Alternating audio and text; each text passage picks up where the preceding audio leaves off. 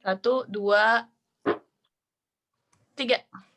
Halo Wahanesia, Assalamualaikum warahmatullahi wabarakatuh.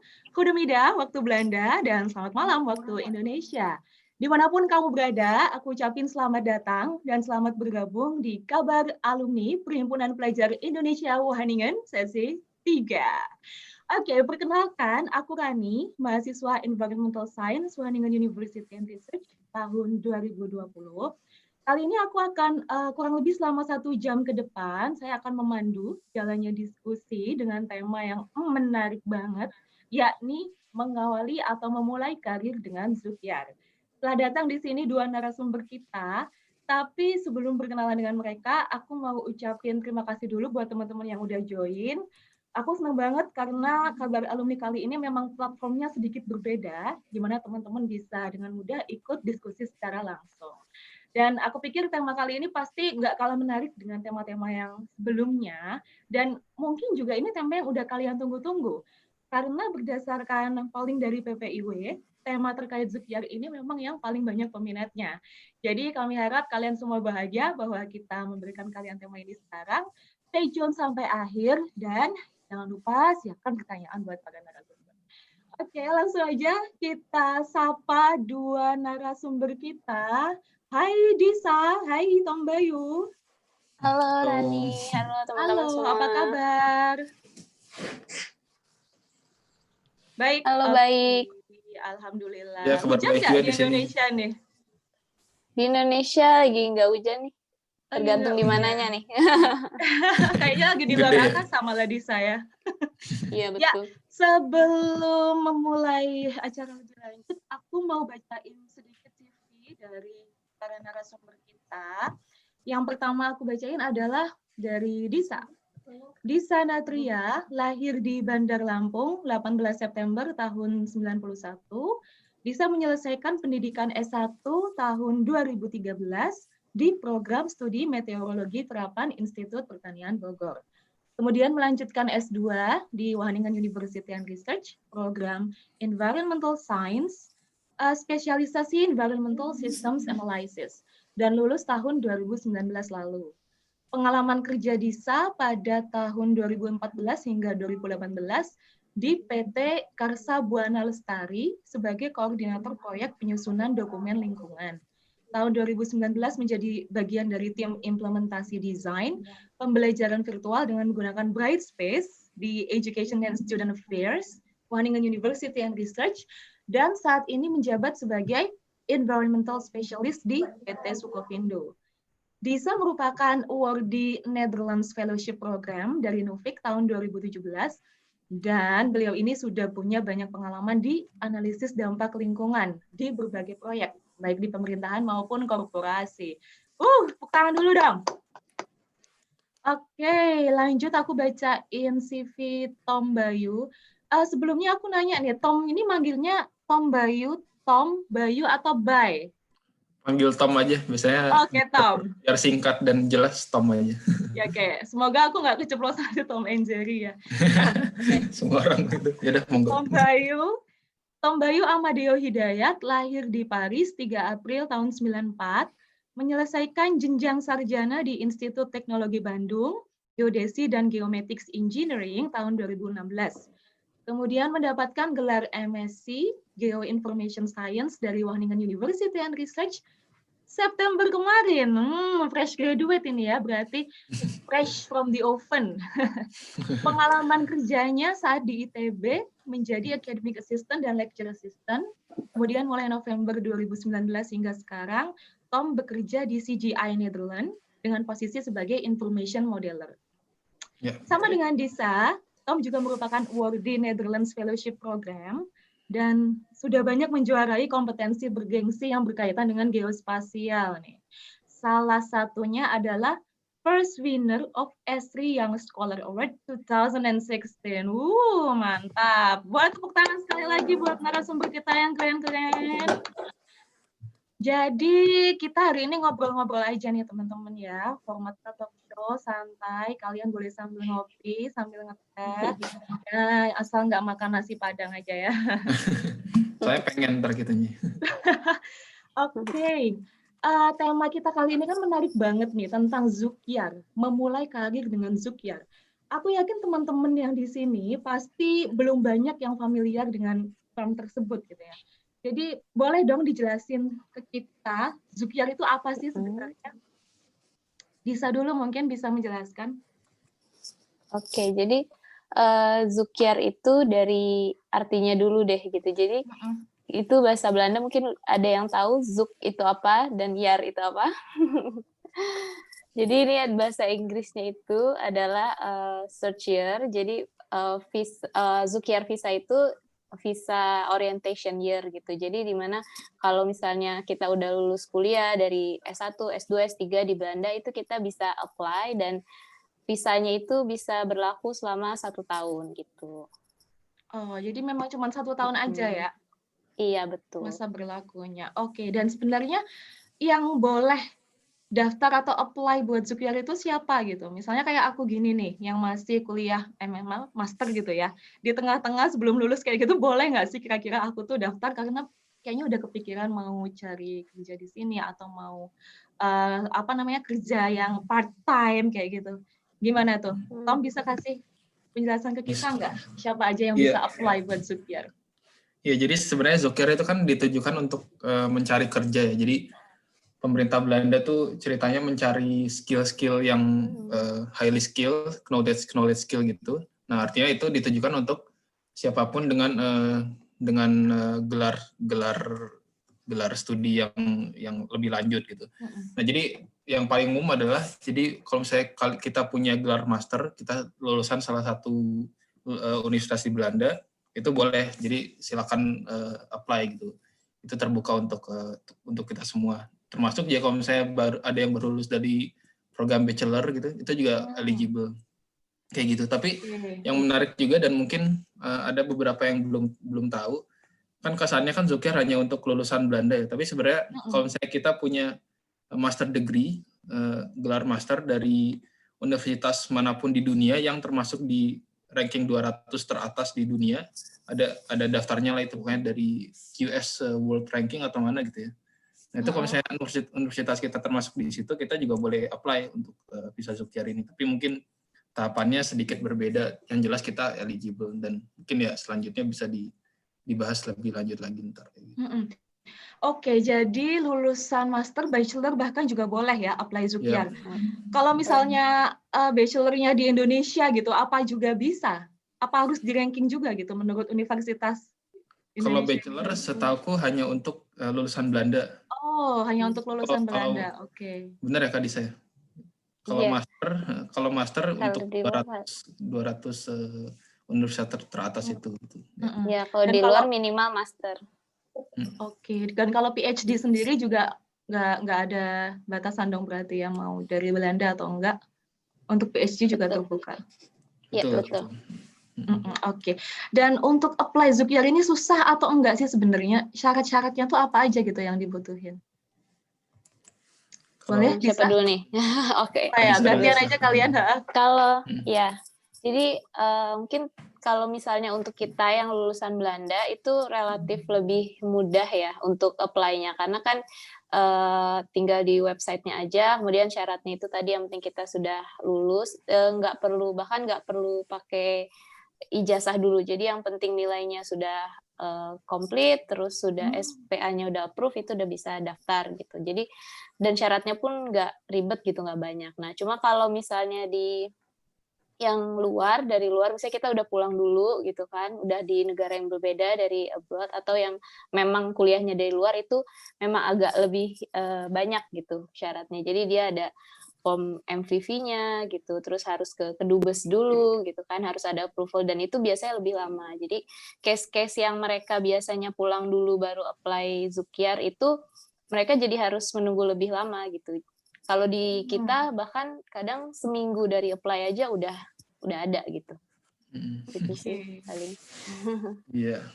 Itu mungkin pengen nambahin juga. Jadi kalau misalnya kasus yang paling umum adalah, jadi ada banyak anak Indonesia misalnya yang baru lulus terus mereka pengen langsung cari kerja kan. Nah, saat mereka masih di Belanda mereka langsung apply Zukyar gitu. Dan itu adalah salah satu cara yang paling efektif dan cepat. Soalnya kan kita posisinya udah Belanda nih, dan kita juga udah punya residence permit sebagai student kan. Jadi istilahnya kita tinggal nerusin aja dari residence permit kayak gitu. Kita itu.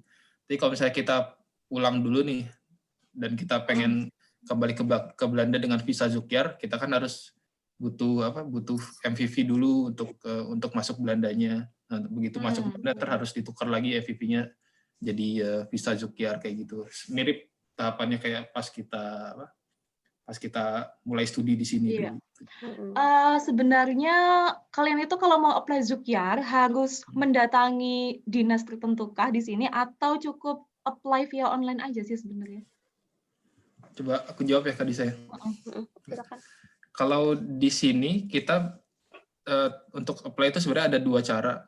Cara yang pertama adalah kita apply via online.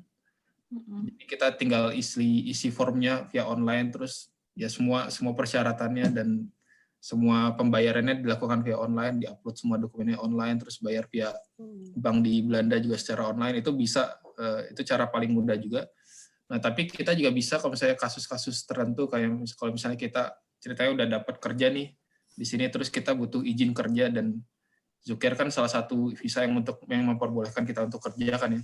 Dan kita butuh visa kerja itu secara cepat, kita bisa langsung datangin loketnya ke IND, ke Departemen Imigrasi Belanda gitu. Tapi cara paling umum sih via online. Jadi kita isi formnya online, terus tinggal submit aja aplikasinya dan tinggal duduk manis di rumah gitu. Oke. Tadi Tom nyebutin bayar nih ya. Berarti bikin Zukyar itu kan harus bayar nih. Berapa nominalnya kira-kira? Terakhir sih aku 110 euro gitu ya. 110 euro. Kalau di kalau aku kalau nggak salah 171 lebih mahal ya tahun lalu. Kalau tahun ini kayaknya sih naik dikit ya, sekitar 174 kalau nggak salah yang bikin tahun ini. Cuma memang bahkan sebelum tahun aku ya, tahun 2019 itu sempat harganya di 300 dan 600. Makanya mungkin Zukyar dulu belum terlalu banyak peminat. Karena kan selain nanti kita biaya hidup nanggung sendiri, mau apply-nya saja sudah mahal gitu. Tapi begitu harganya jauh lebih turun, sudah mulai lebih banyak peminatnya untuk Zukyar ini gitu. Sebenarnya untuk para pencari kerja di Belanda sendiri, ketika dia nggak memiliki Zukyar, itu berarti statusnya gimana? Apa dia ilegal atau sebenarnya boleh-boleh aja nggak apply Zukyar? Itu gimana? Izin jawab ya. Kalau misalnya untuk mencari kerja dia bukan lulusan dari Belanda, terus masuk ke Belanda untuk mencari kerja itu memang tetap harus pakai yang MVV, dan itu harus yang high skill migran, harus dievaluasi. Jadi memang tetap harus ada visa untuk izin mencari kerja kalau di Belanda gitu. Jadi nggak boleh nggak pakai visa gitu. Paling nggak yang MVV yang 90 hari itu. Iya.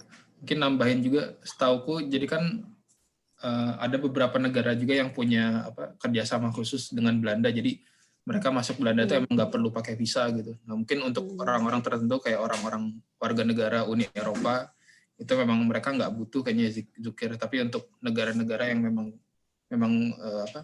nggak ada kerjasama seperti itu dan nggak termasuk di free labor di EU itu tetap butuh Zukyar gitu.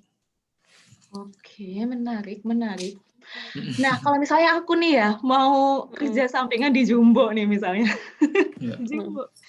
Nah, itu kira-kira perlu apply Zukyar atau gimana nih? Terkait part-time job, gitu ya, bukan full-time job. Kalau part-time setauku tuh, kalau misalnya kita lihat visa kita, di visa student kalian, di belakang tuh kan ada keterangan. Nah, di keterangan tersebut tuh ada keterangan bahwa kita boleh kerja atau enggak, dan aku juga nemu agak unik nih, kadang-kadang ada yang diperbolehkan kerja, ada juga yang enggak. Kayak aku waktu itu enggak, di visaku itu enggak boleh kerja karena aku student katanya, tapi ngeliat juga ada teman sama-sama orang Indonesia juga, tapi pas dilihat belakang itu dia boleh kerja dan maksimalnya berapa gitu, sekitar 16 jam atau gimana. Jadi emang enggak boleh kerja full time dan kerja part time. Tapi kalau misalnya kasus nyamba kayak gitu, itu boleh, artinya boleh kerja di Jumbo, dan selama kita punya visa yang valid, kita ya tentu saja boleh diperbolehkan untuk bekerja gitu. Oke. Ini terkait CV Tom tadi nih ya, ketika aku baca, kamu mulai kerja di CGI itu tahun 2019 ya? Iya, betul. Tapi lulus Wageningen-nya 2020? Enggak, lulus Wageningen-nya 2019 juga.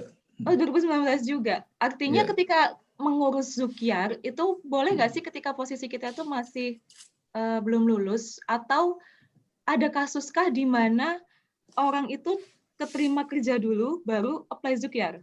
Agak bingung nih aku Iya. mengungkapkan Ada sih. pertanyaan. Semoga kamu nangkep ya maksud aku. Ya, nangkep.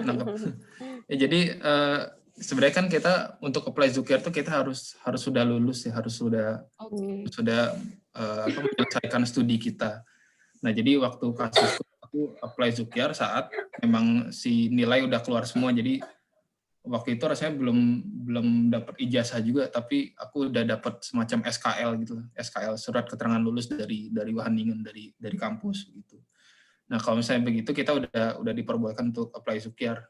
Nah, tapi untuk kasusku itu sebenarnya agak unik. Jadi sebenarnya aku kan dulu internship di perusahaanku yang sekarang itu namanya CGI. Nah, setelah internship itu aku langsung ditawarin untuk kerja di situ karena kebetulan ada project yang bisa dilanjutkan dari internshipku begitu.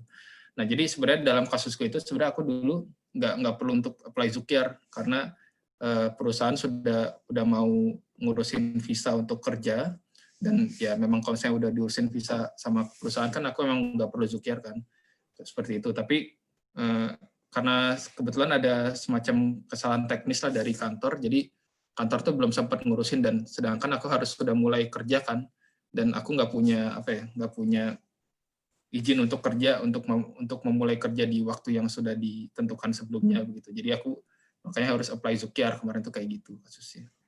Iya, keren. Buat Disa nih ya, aku mau nanya, kamu sekarang kerjanya di Indonesia kan ya, Disa? Iya, betul. Nah, tapi sebelumnya Sudah di sempat Indonesia. di Belanda kan ya. Motivasi apa sih yang membuat kalian itu pengen kerja di Belanda gitu? Ya, jadi kalau aku itu waktu dulu memang sebenarnya pas udah selesai, tapi kayaknya kurang nih 2 tahun, kayak masih pengen nyobain lagi gitu. Emang sebenarnya awalnya itu niatnya mungkin ya karir gitu kan, cuma memang ada kesempatan waktu itu dari kampus, sebenarnya itu juga project, mungkin kalau dibilang untuk karir enggak juga, cuma emang niatnya ya udah nggak apa-apa kerja dulu setahun gitu atau 2 tahun, nanti mungkin nyari yang lebih settle misalnya gitu. Cuma waktu itu sih alhamdulillahnya karena memang sama sih, sebelum lulus itu sudah bisa dapet juga tawaran gitu, apply kemudian bisa masuk.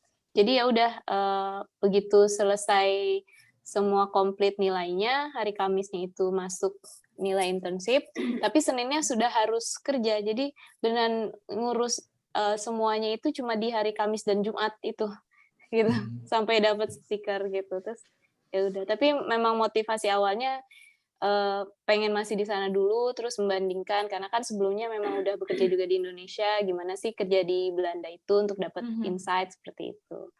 Wah, amazed juga ya, cuma dengan 2 hari proses ya. Bayangin di negara kita mungkin birokrasinya yang panjang, bisa sampai 9 bulan bahkan. Untuk Tom sendiri nih, yang langsung memulai karir di Belanda gitu ya, motivasinya apa nih, Tom? Iya, jadi kebetulan dulu kan nggak tahu ya, dari kecil tuh emang pengen kuliah di Eropa gitu ya. Terus ya akhirnya alhamdulillah kecampaian kan karena dapat beasiswa dari NFP, lalu kuliah 2 tahun di Wageningen. Terus ya sama kayak Kak Disa gitu, kok 2 tahun nggak kerasa gitu ya, kayak berlangsung cepet banget gitu. Jadi dan kebetulan juga ada tawaran dari tempat internship itu, dan aku kebetulan kenal baik dengan supervisorku, dengan bosku itu, dan dia juga nawarin kan, jadi ya kenapa enggak lah, ada kesempatan dan ya buat cari-cari pengalaman juga gitu. Jadi mungkin ya rencananya mungkin aku kerja di sini ya beberapa tahun gitu sampai jadi expert misalnya, lalu mungkin kembali ke Indonesia nantinya. Oke, alhamdulillah ya, ada keinginan balik ke Indonesia ya, membangun negeri. Iya, alhamdulillah, insya Allah. Ya, amin. Oke, baik, dari teman-teman mungkin yang hadir di sini, silakan kalau mau nanya-nanya ke Disa dan Tom.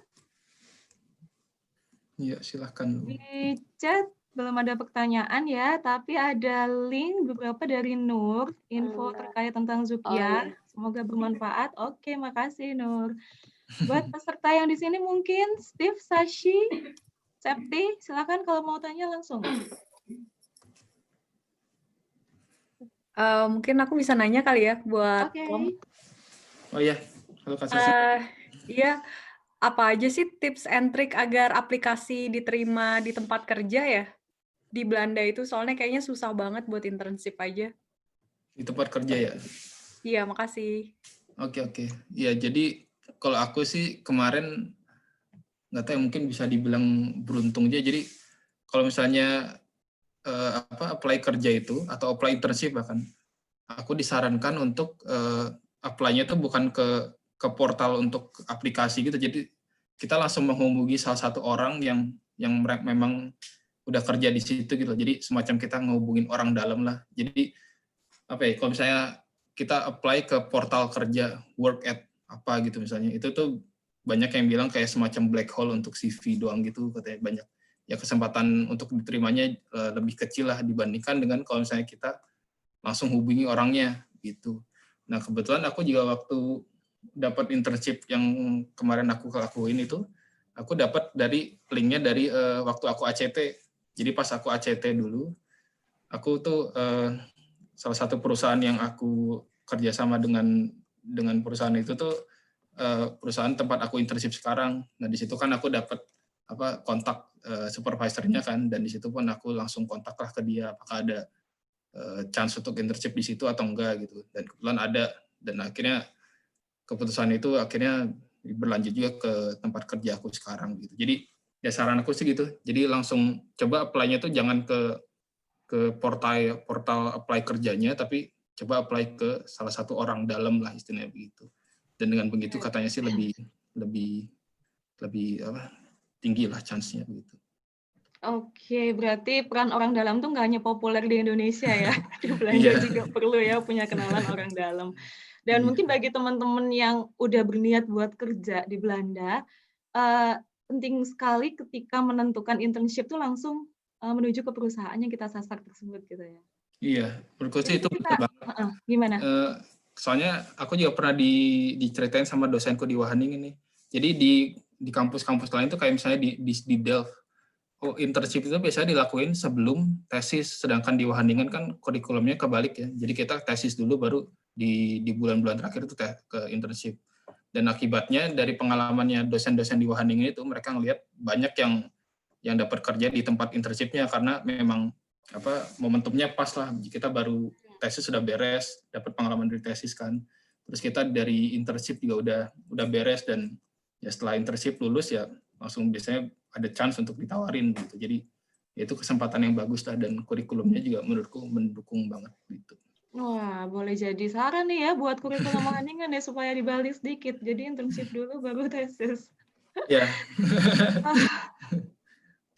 Oke, Sasi semoga terjawab ya. Mungkin ada pertanyaan lanjutan Sasi, atau mau kasih kesempatan teman yang lain dulu? Monggo, kalau mau ada yang tanya lagi. Banyak nih peserta kita nih. Boleh di absen nggak? Halo. Itu ada yang nggak tangan ya? Hai, Suya. Oke, Suya mau tanya. Ya, sebelumnya thank you buat Tom Bayu dan Disa yang udah ngasih info. Aku punya beberapa pertanyaan sih. Yang pertama tentang rentang buat cari sukyar. Kalau misalnya kita udah lulus tahun ini, terus mau cari sukyar 2 tahun lagi, itu masih bisa atau enggak? Atau emang ada batas waktu kayak misalnya ya cuman setahun setelah lulus atau bahkan bisa 3 tahun setelah lulus. Terus berarti kalau sukyar ini, pertanyaan kedua, berarti kalau sukyar ini emang tidak ada minimal biaya hidup ya? Nah, satu lagi, singkat-singkat ke pertanyaannya, jadi pasti. Terus yang ketiga, kalau menurut kalian sendiri, mendingan tuh kita pulang dulu, terus cari kerja dari Indonesia di Belanda, atau emang stay aja di Belanda buat cari kerja di Belandanya? Oke, thank you ya. Oke, 3 pertanyaan ya Suya, makasih. Boleh jawab dulu mungkin sama Disa ya, pertanyaan pertama tentang waktu. Yang pertama untuk rentang waktunya sendiri tadi betul ya, mungkin udah sempat baca-baca juga gitu ya sedikit. Jadi memang Zukyar itu bisa sampai 3 tahun gitu berlakunya. Jadi dari lulus itu kalau misalnya awalnya mau balik ke Indonesia dulu deh, pas di Indonesia kok pengen ke Belanda lagi ya gitu. Itu masih bisa apply selama dia masih dalam kurun waktu 3 tahun gitu. Terus kemudian yang kedua itu biaya hidup ya, itu nggak ada sih, nggak ada minimal, dan kita nggak harus submit bukti apa-apa kalau kita punya rekening sekian atau pendapatan atau gimana. Cuma memang mereka ya udah, yang penting kalian bisa hidup ya, tapi nggak harus membuktikan apa-apa gitu. Kemudian yang ketiga tadi apa ya, lupa. Yang ketiga tadi kalau strategi gitu, kayak strategi. Iya, bisa. Mending cari kerjanya di Indonesia dulu. Stay aja. Ya, jadi itu sebenarnya tergantung dari masing-masing ya. Kalau kira-kira memang sudah ada yang benar-benar dituju, kemudian bisa prediksi chance-nya kayaknya lumayan nih, menurutku mending stay di sana dulu, karena kan kita sebenarnya visa studentnya juga kan masih sampai 3 bulan setelah kita lulus ya gitu. Jadi alangkah lebih baiknya kalau memang kita udah minat mau di Belanda gitu, nggak apa-apa stay sebulan 2 bulan dulu, atau kasih limit lah misalnya, atau misalnya saya punya tabungan sekian, saya mau stay sebulan 2 bulan, nanti kalau misalnya dapat balik ke Indonesia, misalnya seperti itu. Jadi kalau saran aku sih lebih baik kalau emang udah ada niat dan paling nggak udah cari-cari, stay dulu aja gitu di Belanda gitu, karena ya itu tadi yang kalau udah balik ke Indonesia itu jadi agak lebih sulit gitu. Sebenarnya ada syarat selain administrasi tadi ya, nilai-nilai kita, ada nggak sih syarat kesehatan gitu, misalnya kita harus tes apa dulu? Enggak sih. TB ya, enggak ya. Enggak. Kalau misalnya TB pun kita kan udah dites waktu kita sebagai student di sini kan. Kalau misalnya kita asumsinya kita lulusan Wageningen misalnya kayak gitu. Oke, betul. Dan poin di menarik tadi itu gimana Disa? Ya, dan di form aplikasinya itu juga ada poin-poin kalau misalnya kita udah punya resident permit di sana gitu, nggak harus TB gitu. Jadi di appendix TB-nya itu dihilangkan aja gitu, nggak perlu disubmit. Iya. Terus mungkin pengen nambahin dari pertanyaannya Suya tadi soal apakah mending apply dari Indonesia atau apply dari Belanda. Aku sih ngelihat dari pengalaman kebetulan di sini aku kan sekarang tinggal di Delft dan ada beberapa teman juga yang student di sini gitu. Aku ngelihat patternnya sekarang sih mereka pada memilih pulang dulu soalnya kan karena pandemi kan. Jadi mereka pikir karena pandemi ini chance untuk dapat kerjanya itu lebih kecil. Jadi mereka memilih untuk menunggu dulu, jadi pulang dulu untuk ya mungkin cari kerja di Indonesia lah atau gimana. Dan kalau misalnya situasinya nanti sudah membaik, mungkin mereka akan coba pakai kesempatan Zukiarnya itu karena tadi kan kita kan eligible untuk 3 tahun kan ya, 3 tahun setelah lulus kita masih bisa untuk apply si visa itu. Jadi ya bisa lah dimanfaatkan untuk nyusun strategi gitu. Bener ya, fleksibel banget juga. Oke, pertanyaan selanjutnya mungkin ada dari peserta. Ayo, jangan malu-malu nih. Narasumbernya semangat. Nah, coba aku lihat peserta nih ya. Ada Steve, Septi mungkin mau nanya. Halo, oke, sebentar kalau nggak ada yang nanya. Oke, siapa itu di seberang? Adam. Adam. Ya, oke Adam, boleh langsung saja. Ya, sebelumnya makasih buat Mas Tombayu sama Mbak Disa atas sharing apply visa Zukiarnya. Aku ada pertanyaan. Kalau misal kita apply visa Zukiar tapi belum dapat tempat kerja atau internship nanti, otomatis kan harus mungkin punya asuransi juga ya. Soalnya seingatku asuransi kita juga beres di bulan terakhir kita studi.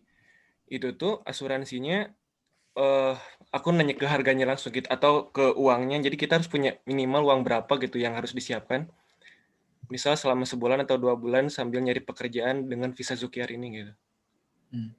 Soalnya kalau udah punya tempat kerja mungkin di-cover sama tempat kerjanya kan? Iya, betul. Ya, itu aja sih. Oke, coba makasih Adam. Langsung coba aja aku jawab kali ya.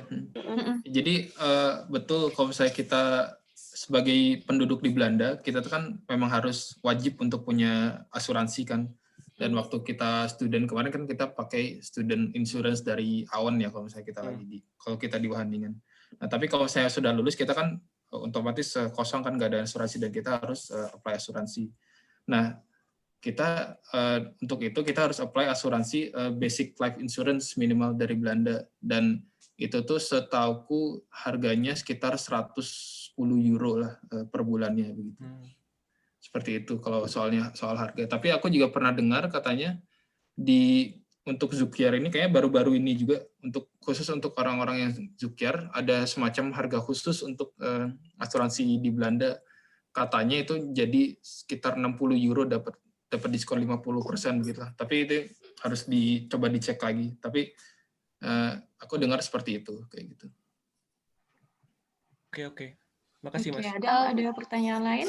Mungkin Disa ya mau nambahin? Iya, mau sedikit nambahin. Jadi sebenarnya aku juga taunya itu nggak dari awal ya. Setelah udah berapa bulan bayar asuransi itu baru dikasih tahu teman kalau ternyata asuransi itu juga ada allowance-nya, kayak subsidi seperti housing gitu. Jadi memang waktu aku sudah 5 bulan asuransi, kemudian daftar allowance, itu beneran dibalikin. Jadi kita tuh hampir gratis gitu. Jadi kalau nggak salah aku bayar asuransi itu per bulan 104 euro on, kemudian dibalikinnya itu bisa sampai 99 euro. Jadi cuma 5 euro gitu. Itu pun waktu aku udah kerja gitu. Jadi mereka itu memang ada batas pendapatan selama setahun ya. Aku lupa kalau nggak salah 22.000 atau 29.000 euro gitu setahun. Kalau nggak sampai itu, kita eligible untuk daftar allowance itu gitu. Jadi kalaupun misalnya kita daftar di bulan ke-5, nanti bulan ke-6 itu ada akumulasi dari bulan ke-1 kita ikut asuransi sampai ini. Jadi lumayan banget, akhirnya cuma mungkin sebulan tuh kena 5 euro lah gitu. Bahkan Dan lebih allowance dari itu asuransi bisa yang kemarin ya. Student. untuk allowance-nya bisa sampai berapa lama gitu kita dapat? Maksudnya gimana? Kan tadi tiap bulan dapat allowance untuk bayar asuransi itu kan sekitar 90-an euro ya. Itu sampai berapa bulan tuh kita bisa dapat allowance tersebut?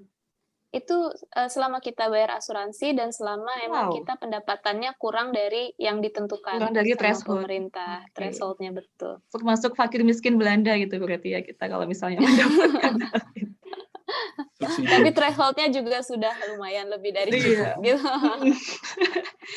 Kalau kalian udah masuk ke dunia kerja yang sebenarnya, asuransi itu dibayar oleh kalian atau oleh perusahaan? Bagaimana? Itu tergantung kebijakan perusahaan masing-masing setahuku. Dan kebetulan kalau misalnya di perusahaanku emang ada porsi untuk asuransi gitu. Jadi asuransiku sekarang memang dibayarin oleh perusahaan gitu. Tapi nggak tahu kan mungkin pengalaman beda. Ya kalau aku itu bayar sendiri itu. Cuma memang akhirnya ya cuma 5 euro lah sebulan gitu. Nggak dari ininya. Terus mungkin pengen nambahin ya, ini kan gara-gara di-mention soal asuransi jadi inget bahwa asuransi itu emang penting banget. Jadi kalau misalnya aku tuh waktu itu lulus setelah 2 bulan baru mulai kerja. Nah selama 2 bulan itu aku kan memang uninsurance kan, jadi aku nggak punya asuransi.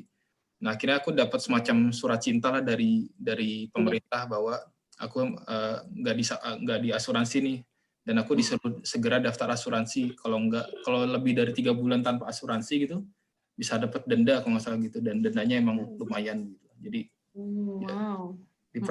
diperhatikan aja soal asuransi, jangan telat gitu. Betul banget. Untung masih denda ya, bukan deportasi gitu ya ancamannya. Gitu. Oke, silakan peserta lain yang mau nanya-nanya. Wah, semakin menarik kan perbincangannya. Zoukiar, aku jujur baru tahu kemarin ini loh tentang Zoukiar ya. Karena memang nggak berniat kerja di Belanda juga sih, harus balik ke Indonesia. Bagus. Tapi nggak tahu, siapa tahu tahun-tahun kedatang. Nggak apa, iya. Saya gampang juga kan ya apply-nya kelihatannya. Iya, betul. Malah mungkin lebih gampang dari cari kerja di Indonesia gitu ya. Bisa jadi. Yuk, ada Cuwida yang baru bergabung. Silakan, Cak, kalau mau nanya. Itu ada Afrizal yang angkat tangan. Oh, sorry ya, aku nggak bisa lihat siapa yang raise hand nih. Monggo, Afrizal, langsung aja dengan pertanyaannya. Oh ya, terima kasih. Selamat siang, Tom dan Disa. Terima kasih materinya.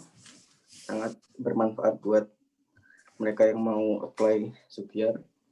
Aku mau tanya singkat aja nih, selama kalian kerja di Belanda, itu suka dukanya apa sih? Kayak misalnya kesulitan atau challenge-nya itu sejauh ini seperti apa? Oke, terima kasih. Terima kasih. Oke, makasih. Siapa yang mau jawab dulu nih? Risa mungkin? Ya, oke deh. Soalnya yang udah nggak di sana lagi nih. Mungkin kalau Tom lebih Iya. banyak kan. Kalau aku sendiri sih, kalau suka dukanya di Belanda itu, kalau di Belanda itu benar-benar apa ya? Ya seperti kita udah tahu lah ya, dengan kuliah, terus interaksi sama dosen gitu, mungkin sama stafur itu efisiensi banget, terus efektif kerjanya gitu, benar-benar 8-5 waktunya kerja, kemudian coffee break, terus stretching gitu kan. Ya udah beneran kerja gitu. Jadi apa ya, terasa lebih profesional juga. Kemudian attitude-nya orang-orang Belanda itu baik dan nggak ada hierarki gitu. Benar-benar nggak ada hierarki, itu juga yang aku suka gitu. Beda banget sama di Indonesia, di mana kita kalau ketemu keatasan yang satu tingkat di atas kita aja udah gimana gitu kan. Kalau di Belanda itu bahkan sampai ke director yang udah paling atasnya aja tuh udah benar-benar kita ya udah gitu, kayak temen aja, nggak ada hierarki sama sekali. Dan ya itu efektif sama profesionalitasnya itu kalau sukanya. Kalau dukanya itu mungkin karena kita biasa, orang Indonesia itu senangnya kumpul terus ngobrol bareng gitu. Nah kalau di aku ngerasa kayak mereka itu kalau kerja kolega. Nah aku nggak tahu, mungkin nanti Tom punya pengalaman beda ya. Kalau yang di aku tuh nggak yang bener-bener kita bisa jadi teman atau bahkan jadi sahabat gitu. Itu kayak mungkin beberapa yang cocok gitu misalnya ada, tapi aku lihat juga nggak terlalu yang kayak rame lah gitu di ruang kerja gitu sih. Gitu. Jadi kayak sebatas kerjaan gitu doang gitu. Dan di sini bener-bener yang weekend juga weekend gitu ya, nggak ada yang kerja di weekend atau mungkin lembur di luar jam kerja. Wow, dream banget itu, impian banget tuh. Benar. Kerjanya maksudnya ya. Oke, Tom mungkin punya pengalaman yang beda yang bisa di-share? Iya, mungkin aku nimpalin yang Kak Disa tadi ya, soal pertemanan di luar kehidupan perkantoran. Nah, kebetulan aku ada pengalaman sedikit berbeda sih tentang itu. Memang kebanyakan banyak teman orang-orang yang di kantor tuh memang sebagai kolega aja. Jadi kita tuh kalau sehari-hari itu banyak chat-chatan soal kerjaan, tapi begitu weekend plong nggak ada chat-chatan sama sekali gitu. Dan itu kan benar-benar artinya benar-benar kolega kan, hanya teman yang ada di kantor gitu. Nah, tapi kebetulan aku juga ada beberapa teman, memang nggak banyak sih, tapi adalah 1, 2, 3 orang yang memang selain teman di kantor, selain keluarga di kantor, tapi juga sebagai teman juga di luar kantor. Jadi kadang beberapa kali kita pernah main ke rumah masing-masing gitu, misalnya untuk makan malam bareng lah, misalnya kayak gitu. Terus kalau saya kadang-kadang pernah juga kayak janjian weekend ketemu di Amsterdam atau di Den Haag gitu untuk makan malam bareng misalnya kayak gitu. Itu aku ngalamin sih beberapa kasus kayak gitu, dan itu apa ya, menurutku menyenangkan juga karena kita sebagai istilahnya kan kerja di negeri orang lah dan butuh teman ya. Apalagi kalau misalnya di Indonesia kan teman-teman untuk hangout, untuk makan, ngobrol-ngobrol, ketawa-ketiwi itu ya butuh banget kita banget gitu, itu kultur Indonesia banget. Jadi ya dengan ketemu teman-teman yang kayak gitu dan bisa dibilang jadi teman dekat juga, itu buatku jadi hal suka juga dari pengalaman kerja di Belanda gitu.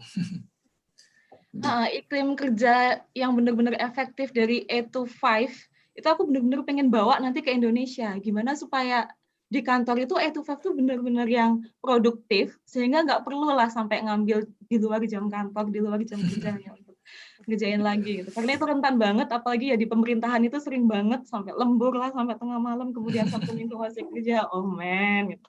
Ini yang harus kita contoh dari budaya Dutch. Betul. Iya, betul.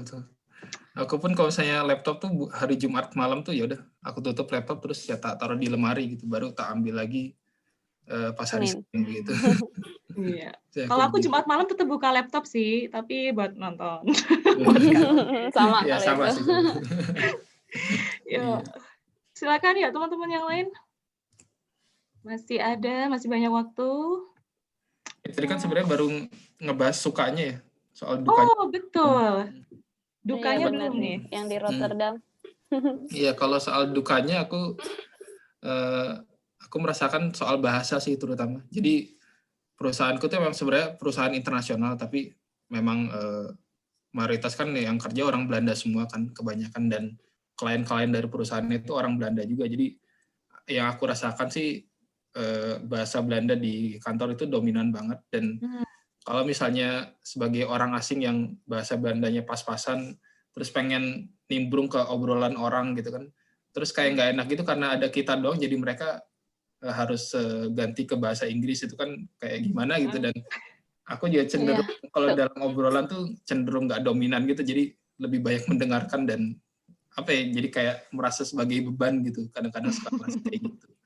Tapi ya apa ya, bagi mereka sendiri sepertinya itu nggak terlalu jadi masalah karena mereka ngomong bahasa Inggris dan bahasa Belanda punya pun sama-sama bagus gitu. Jadi ya mungkin kitanya aja harus lebih cuek. Tapi jujur kalau dari diri sendiri sih itu salah satu yang jadi pantangan lah dalam pekerjaan gitu. Kalian apakah ambil course terkait bahasa di Iya, sini? aku pribadi sih ngambil. Aku enggak. Bisa enggak ya? Oke. Iya. Jadi ngambil jadi sosial emang- Dutch di kampus aja nggak cukup ya? Sosial dan Oh, sikap betul. kurang. Oke, gimana Disa? Tadi ada yang mau ditambahin? Iya, jadi ingat karena yang masalah bahasa tadi dibahas Tom. Jadi waktu awal aku di Brightspace itu, jadi memang orang Indonesianya satu, ada orang yang lain, tapi kebetulan saat itu rapat benar-benar semuanya Dutch. Mereka sudah menyiapkan presentasi itu dalam bahasa Belanda. Mereka nggak expect kalau ada orang selain Belandanya. Akhirnya kita delay meeting dulu sekitar 10 menit, mereka benar-benar ngerubah itu PPT jadi bahasa Inggris. Wow. Di situ aku kagum, sekaligus nggak enak, tapi kayak keren banget sih sampai ada delay meeting cuma gara-gara satu orang, tapi ya kalaupun dilanjutin aku nggak ngerti apa-apa gitu. Jadi ya udah akhirnya mereka rubah dulu semua PPT-nya ke dalam bahasa Inggris baru mulai. Gitu. Hebat. Poin penting di sini, siapa yang berniat kerja di Belanda, maka harus mempersiapkan bahasa dengan sebaik-baiknya. Balik lagi ke Zukyar tadi nih. Zukyar itu sama visa kerja itu beda kan ya? Iya, beda. Nah, Ya, beda. transisinya itu sendiri gimana? Dari Zukyar ke visa kerja itu apakah susah atau ada syarat tambahan lain atau bagaimana? Monggo. Coba aku jawab ya. Nah, jadi kan kalau dalam kasusku, memang Zukyar itu kan sebenarnya dari judulnya pun searching year kan. Jadi visa ini tuh memang ditujukan untuk mencari kerja begitu. Walaupun kita punya hak untuk bekerja, tapi visa ini tuh memang ditujukan hanya untuk mencari kerja karena hanya berlaku selama 1 tahun juga kan gitu. Nah, jadi kalau misalnya kita beruntung dan menemukan perusahaan yang mau menerima kita untuk bekerja di perusahaan tersebut, langkah selanjutnya dari visa Zukyar adalah kita harus transisi ke visa kerja, visa disebutnya visa highly skilled migran, knowledge migran untuk tenaga kerja yang berpengetahuan begitu ceritanya. Dan itu tuh untuk proses transisinya sendiri relatif gampang sih, karena apa yang harus kita lakukan tuh cuma tinggal nyerahin dokumen-dokumen penting semacam identitas, paspor gitu-gitu doang ke perusahaan, dan ya sisanya benar-benar perusahaan yang ngurus. Jadi kita benar-benar tinggal nyerahin dokumennya, paspor gitu-gitu, dan perusahaan yang ngajuin aplikasi. Nah, begitu diterima, kita udah deh tinggal datang ke IND untuk ngambil Verblyfe-nya, ngambil residence permit-nya. Lalu udah kita punya visa baru itu. Okay. Jadi untuk proses transisinya sih relatif mudah, dan karena memang diurusin oleh perusahaannya gitu. Dan untuk visa kerja sendiri itu masa berlakunya berapa tahun? Visa kerjanya sendiri itu maksimal 5 tahun gitu. Maksimal 5 tahun. Maksimal 5 tahun. Jadi sebenarnya disesuaikan dengan kontrak kerja kita sendiri. Tapi kalau misalnya kontrak kerja kita lebih dari 5 tahun misalnya, di visanya cuma 5 tahun berlakunya, dan setelah 5 tahun itu kita harus extend lagi. Karena tadi ada kata maksimal 5 tahun, itu berarti apa yang mempengaruhi dari masa kerja visanya itu sendiri gitu? Mungkin orang bisa dapat 3 tahun atau 4 tahun, apakah itu dari perusahaan tempat dia bekerja nanti yang mensyaratkan cuma segitu tahun? Gimana? Ya persis, itu benar-benar ditentuin oleh kontrak kerja kita yang dari perusahaan itu. Jadi kalau misalnya kontraknya cuma 3 tahun ya memang berlakunya bakal cuma 3 tahun begitu. Oke. Aku lihat di chat ada pertanyaan yang masuk dari Steve. Kalau di Belanda itu sistem kerjanya itu tetap atau kontrak sih kebanyakan? Ya, mungkin Kak Disa bisa. Boleh, Disa? Ya, kalau di Belanda itu memang kalau yang setahu aku dia itu ada kontrak jangka pendek sama kontrak jangka panjang gitu ya. Kalau kan memang cuma setahun di sana ya, jadi belum pernah mengalami kontrak yang jangka panjang gitu. Jadi ya itu kayaknya yang 5 tahun itu udah termasuk yang jangka panjang ya Tom ya, kalau nggak salah ya. Iya betul. Kalau misalnya dalam kasusku, aku kebetulan dapat kontrak yang jangka panjang, jadi makanya aku dapat si visanya itu bisa sampai 5 tahun. Dan kalau misalnya aku masih tetap lanjut di perusahaan itu setelah 5 tahun, aku harus extend dari si permitnya itu sendiri. Gitu. Oke, cukup jelas ya Steve jawabannya. Kita masih punya waktu sekitar 7 menit ke depan mungkin ya. Aku kasih kesempatan. Aku mau tanya dong. Ya, Citra boleh. Ya. Kan memang gaji di Belanda tinggi, tapi kan kita juga harus bayar asuransi, terus biaya hidup juga tinggi. Kalau secara ekonomi nih, worth it nggak sih sebenarnya kita memilih kerja di Belanda gitu? Masih bisa nabung nggak? Ataukah gimana ya? Maksudnya dengan living cost yang juga tinggi seperti itu. Menarik nih. Boleh? Soal Siapa dulu yang mau jawab? Tom? Coba aku jawab ya. Iya, silakan Tom. Ya, aku punya teman yang dia tuh sebenarnya dia juga pemegang visa Zukiar dan sekarang dia statusnya lagi mencari kerja juga. Dan dia tuh kebetulan kerja di semacam di Kruidvat di pabriknya begitu lah, jadi di gudangnya begitu. Dan dia kerja tuh cuma kalau nggak salah sekitar 3 hari dalam seminggu deh, 3 atau 4 hari gitu dalam seminggu. Dan itu tuh dia bilang dia bisa dapat duit lebih besar dari beasiswa yang dia dapat waktu dia kuliah gitu. Wow. Hanya dengan kerja 3 hari seminggu begitu. Jadi ya mungkin bisa dibayangkan bahwa ya worth sih kalau misalnya dilihat dari jumlah nilai uang yang kita dapetin ya, itu sih worth gitu. Oke, Disa mau nambahin? Iya, jadi benar kata Tom gitu. Kalau misalnya kemarin aku kerja di WUR kan, gitu di Brightspace itu. Mungkin emang gajinya nggak setinggi di perusahaan-perusahaan gitu ya.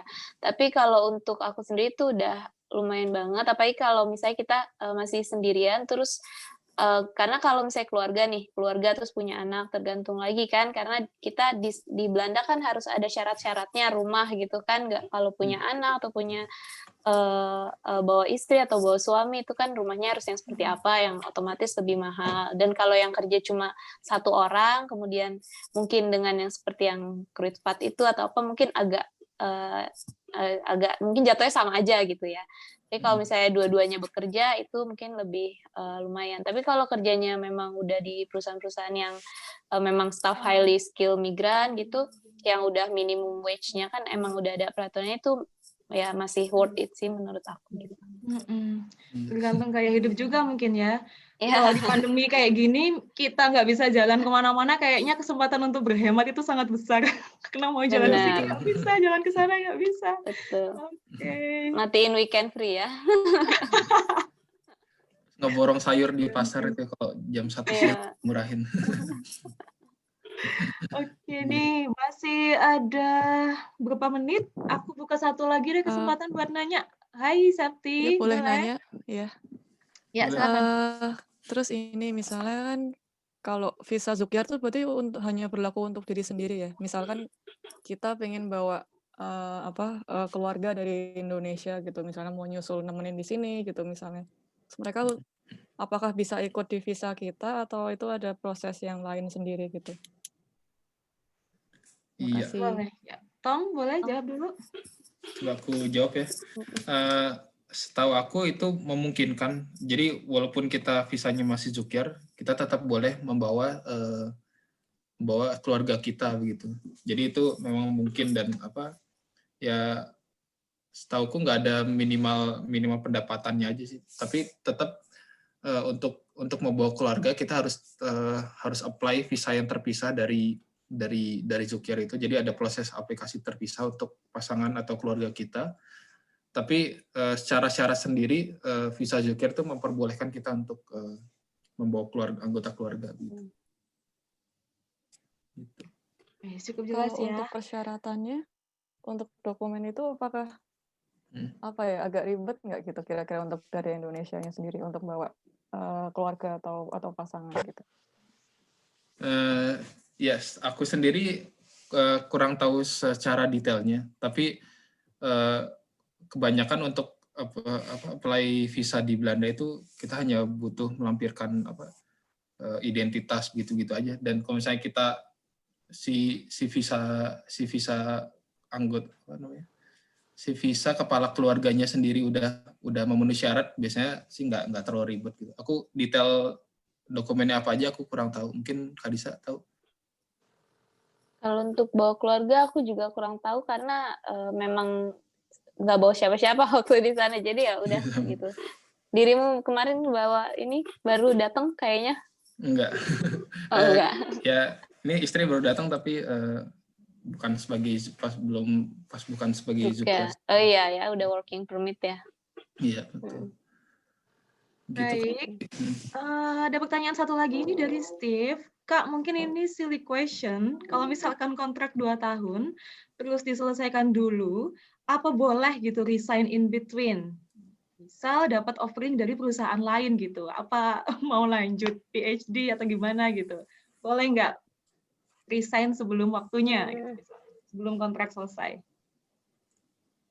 Mungkin Tom mungkin. Ya kalau aku kebetulan karena kontrak kerjaku tuh nggak ada batas waktunya, jadi aku sendiri kurang tahu begitu. Tapi kalau misalnya untuk kontrak kerjaku sendiri itu boleh banget sih. Jadi karena nggak ada time limitnya juga, jadi ya memang istilahnya dibebasin lah untuk dari kitanya untuk bisa keluar masuk perusahaan tersebut gitu. Kalau misalnya kita dapat kesempatan yang lebih bagus atau yang lebih cocok dengan minat kita begitu. Tapi kalau misalnya untuk kontrak yang dengan durasi tertentu aku kurang tahu, mungkin Kak Disa kan dulu ada kontraknya. Iya. Kalau aku dulu memang kontraknya itu karena sebenarnya itu juga part of student job ya. Jadi memang bisa part time juga, bisa full time. Cuma karena kebetulan aku sudah lulus, jadi aku full time. Dan itu memang kemarin kontraknya sebenarnya mau ditawarkan diperpanjang lagi juga. Nah, itu akan dibuatin juga, sebenarnya udah ditawarin mau dibuatin working permit-nya juga. Cuma ya karena ada pilihan-pilihan akhirnya ke Indonesia. Tapi kayaknya sih kalau untuk misalnya 2 tahun terus di tengah-tengah resign atau apa, sepertinya masih bisa sih. Karena waktu itu pernah ada saudara gitu yang di Belanda, udah di situ aja gitu. Karena nanti kalau misalnya kamu udah dapet working permit kan bisa pindah kerja di mana. Mungkin dari saran itu jadi mungkin anggapannya bisa seperti itu. Cuma nanti mungkin bisa dicek lagi, takut salah gitu ya, salah informasi. Ya, tapi kayaknya itu bisa dinegosiasi sih dengan perusahaannya gitu. Ya, kayaknya kalau ngelihat orang Dutch juga fleksibel sih ya, jadi mungkin saja gitu hal seperti itu. Dan Steve berkomentar, kalau di Indo kayaknya susah, mustahil, ijazah aja ditahan loh. Bayar denda ya, bayar denda. Iya, betul. Bayar dendanya itu bisa dapat 1 rumah loh kalau di tempat aku kerja. Benar. Iya. Nah, kayaknya ini masih banyak ya. Aku yakin teman-teman pasti masih banyak pertanyaan, tapi waktu menunjukkan udah mendekati pukul 3. Boleh nggak sekiranya Tom sama Disa mungkin ngetik di chat gitu ya, nomor WA atau email yang bisa dihubungi. Jadi supaya teman-teman yang masih ada pertanyaan itu bisa menghubungi kalian langsung gitu. Ya, boleh. Iya. Oke, sebentar. Karena pakai HP, diambil dulu HP-nya. Jadi di sini aku mau ngasih beberapa kesimpulan, bukan kesimpulan juga ya, poin-poin yang menarik gitu menurut aku terkait Zukyar. Bahwa Zukyar itu tadi tidak ada persyaratan minimal tentang dana hidup yang kita miliki gitu ya. Jadi kita bebas buat apply, yang penting kita memenuhi syaratnya, yakni udah lulus atau udah mendapatkan nilai-nilai yang cukup dari tempat kita kuliah. Kemudian dalam hal bahasa juga harus dipersiapkan. Kita sebisa mungkin harus mau untuk belajar bahasa di mana tempat kita bekerja, yakni bahasa Belanda. Dan kemudian kalau kita udah punya rencana sejak kuliah bahwa kita akan bekerja di Belanda, mungkin dalam mencari internship nanti bisa langsung menuju ke tempat yang kita ingin. Nah, terakhir nih, ada nggak saran-saran buat kita nanti atau nasihat-nasihat gitu ke depannya seperti apa? Monggo yang sudah berpengalaman. Disa dulu mungkin yuk.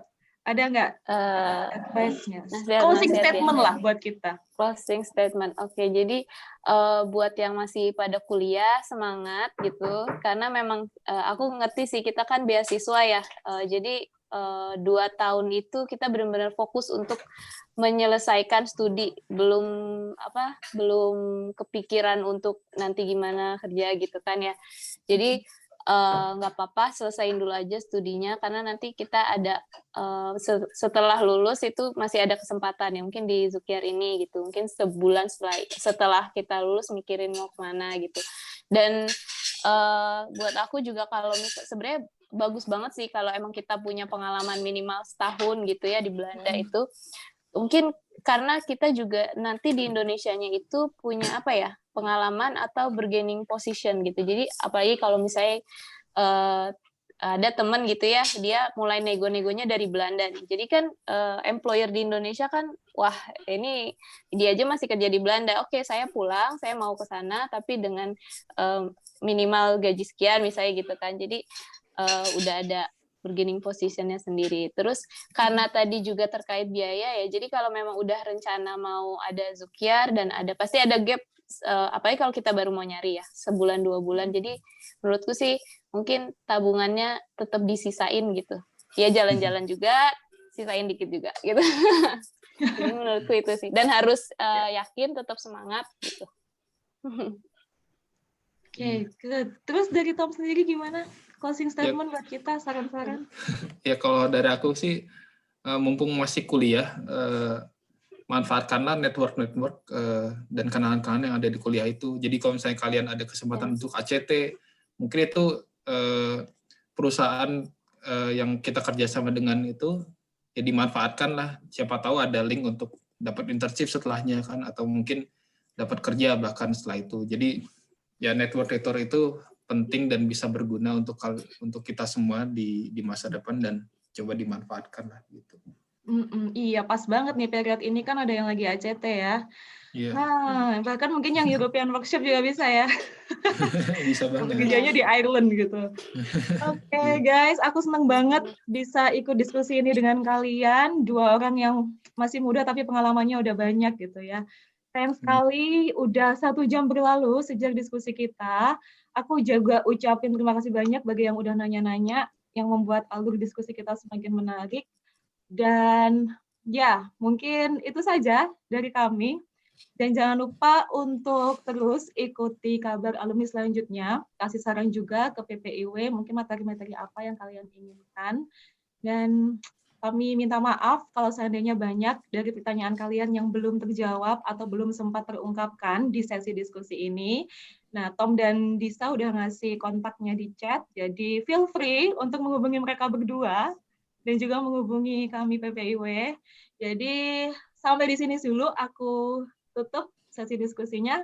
Sekali lagi terima kasih banyak ya Tom dan Disa. Makin sukses. Sama-sama. Walaupun kalian berada. Semangat ya, yang di Belanda. Ya, buat balik ke Indonesia ya, nanti membangun negeri tercinta. Sama warga negara Indonesia, aku pikir semangat untuk tetap membangun Indonesia. Insya Allah. Ya. Sekian dulu dari aku. Aku Rani undur diri dan wassalamualaikum warahmatullahi wabarakatuh. Tanzi. Waalaikumsalam. Terima kasih banyak. Warahmatullahi wabarakatuh. kasih. Makasih semuanya.